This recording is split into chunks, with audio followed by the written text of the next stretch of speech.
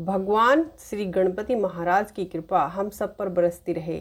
भगवान श्री गणपति महाराज से सीखने वाली यूँ तो बहुत सारी बातें हैं, लेकिन आज हम भगवान गणेश की कुछ बातें अपनी लाइफ में उतार लें तो हमारे जीवन में मंगल होना शुरू हो जाएगा। प्राचीन काल में अनलासुर नाम का एक दैत्य राक्षस था, जिसने धरती पर और स्वर्ग में त्राहिमाम मचाया हुआ था। वो एक ऐसा दैत्य था जो ऋषियों को, मुनियों को, मनुष्यों को जिंदा निकल जाता था। उसके अत्याचार से परेशान होकर सब भगवान शिव के पास आए और कहने लगे कि शिव जी हमें बचाइए, हमारी रक्षा कीजिए, इस अनलासुर का वध कीजिए। तो शिव बोले कि हमारा पुत्र गणेश ही कर सकता है। तो गणेश भगवान जी आए। उन्होंने भगवान शिव के आदेश पर जाकर सीधा उन्होंने अनलासुर को निगल लिया। कहते हैं इससे उनके पेट में इतनी जलन होने लगी, वो बहुत परेशान हो गए। इस परेशानी को निपटने के लिए उन्होंने अलग अलग तरह के उपाय किए, लेकिन उनके पेट की जलन शांति नहीं हो रही थी। तब कश्यप ऋषि ने उनको दुर्वा की 21 गांठें बनाकर दी और गणेश जी को खाने के लिए कहा। और कहा जाता है जब दुर्वा भगवान गणेश जी ने ग्रहण की तब जाकर उनके पेट की जलन शांत हुई। तब से कहा जाता है कि भगवान गणेश जी को दुर्वा चढ़ाने की परंपरा शुरू हुई। तो यह सीख हमें सिखाती है कि बड़ा पेट होना चाहिए जो पचा ले। इसलिए बड़ा पेट हमें सिखाता है पचाना, हर तरह की बुराई को पचाना। एक बार एक गांव में एक वृद्ध महिला रहती थी जो भगवान गणेश की बहुत बड़ी भक्त थी। वो अपने बेटे और बहू के साथ रहती थी। एक दिन भगवान गणेश जी ने उन्हें दर्शन दिए और उन्होंने कहा कि माता जी आपको जो मांगना है आप मांग सकती हैं। उन्होंने कहा भगवान मैं क्या मांगूं? उन्होंने कहा कि ठीक है, आप नहीं मांग रही तो अपने बेटे बहू से पूछ लो। तो अपने बेटे के पास गई कि भगवान गणेश जी आए हैं और कह रहे हैं कि कुछ मांग लो। तो बेटे ने कहा ठीक है माँ, तो बहुत सारा धन मांग रहे। वो बहू के पास गई तो उसने कहा बहुत सारे सोने चांदी के आभूषण मांग लो।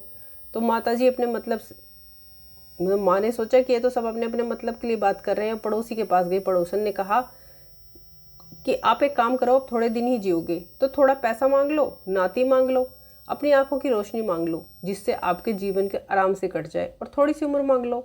तो माता जी ने कहा भगवान गणेश जी आप वाकई मुझसे प्रसन्न हैं, तो मुझे वरदान दे दीजिए कि आप मुझे 9 करोड़ की माया दें, निरोगी काया दें, अमर सुहाग दें, आंखों की रोशनी दें, नाती दें, पोते दें और सारे परिवार को सुख दें और अंत में मुझे मोक्ष दें। तो भगवान गणेश जी ने कहा कि आपने तो मुझे ठग लिया, आपने इतना कुछ मांग लिया, लेकिन फिर भी जो मांगा है मैं आपको अपने वचन के अनुसार अवश्य दूंगा। कहते हैं जैसे उन माँ को मिला ऐसे भगवान सबको दें।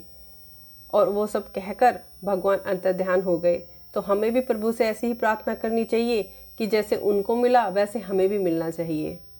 तो इसे बड़े कान जो होते हैं ध्यान से सुनने की क्षमता के लिए होते हैं। बड़े कान होने की वजह से हर छोटी बात अच्छे से सुनाई देती है और आप अपनी ज़िंदगी को अच्छे से मैनेज करके चल सकते हो। एक बार गणेश भगवान अपने मुनि पुत्रों के साथ पराशर ऋषि के आश्रम में खेल रहे थे। वहाँ पर कुछ नाग कन्याएं आ गईं और उनसे कहने लगी कि आप हमारे लोग भी चलिए, पाताल लोक। तो उन्होंने बहुत आग्रह किया तो गणपति जी उनके साथ चले गए। जब नाग लोग पहुँचे तो नाग कन्याओं ने हर तरीके से उनका आदर सत्कार किया। तभी जो नागराज थे वासुकी, उन्होंने गणेश जी को देखा और देखा कि भाई ये मनुष्य है, इसका जो सिर है वह हाथी का है। तो वो मजाक उड़ाने लगे, उनके रूप का अलग अलग तरीके से वर्णन करने लगे। भगवान श्री गणेश को क्रोध आ गया। उन्होंने वासुकी के फन पर पैर रख और मुकुट को भी खुद ही पहन लिया। और वासुकी दुर्दशा हुई इसका समाचार सुनकर उनके बड़े भाई थे शेषनाग, वो आ गए। किसने मेरे भाई के साथ ऐसा दुर्व्यवहार किया है? जैसे उन्होंने गणेश को देखा तो तुरंत पहचान लिया, उनका अभिवादन किया और उन्हें नाग लोक यानी पाताल लोक का राजा घोषित कर दिया। कहा जाता है ये कथा है पाताल के स्वामी गणपति जी बन गई। ये कहानी हमें सिखाती है कि छोटी आंखें जो होती हैं वो पैनी नज़र होती है, उनको उनके देखने में मदद मिलती है। तो भगवान गणेश जी की आंखें शरीर की तुलना में बहुत छोटी हैं, तो हमको समझाती हैं और सिखाती हैं कि हमारी जो आंखें हैं वो हमारी दूरदर्शिता का सिंबल हैं। एक बार भगवान शिव के मन में बड़े यज्ञ के अनुष्ठान का विचार आया। उन्होंने तैयारियां शुरू करवा दी।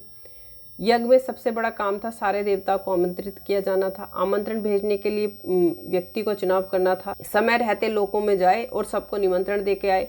यह काम किसको दिया जाए? भगवान शिव को यही डर था कि जल्दबाजी में ऐसा ना हो कि देवताओं को बुरा लग जाए कि निमंत्रण बहुत जल्दी जल्दी हो जाए, ये आया ही नहीं।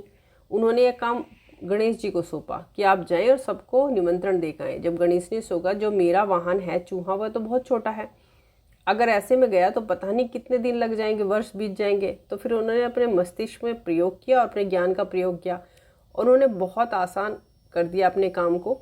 सारे देवताओं को यज्ञ में शामिल होने के लिए निमंत्रण देना है, तो उन्होंने सारे देवताओं का वास भगवान शिव में ही है, तो क्यों ना इनको प्रसन्न किया जाए और सारे देवता प्रसन्न हो जाएंगे तो यहाँ पधार जाएंगे। तो उन्होंने भगवान गणेश ने भगवान शिव का पूजन किया और सारे देवताओं का आह्वान किया।